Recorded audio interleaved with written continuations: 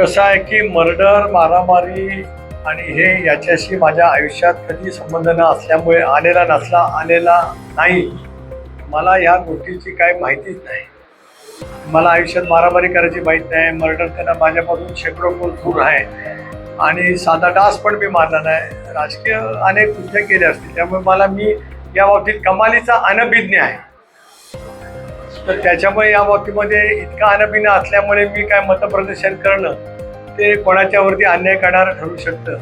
ज्याचा आपल्याला ज्ञान नाही, आपल्याला माहिती नाही, त्याच्याबद्दल मतप्रदर्शन करणं म्हणजे ते चूक राहू शकेल. त्यामुळे त्या बाबतीमध्ये माझी 2 पावलं माघार आहे.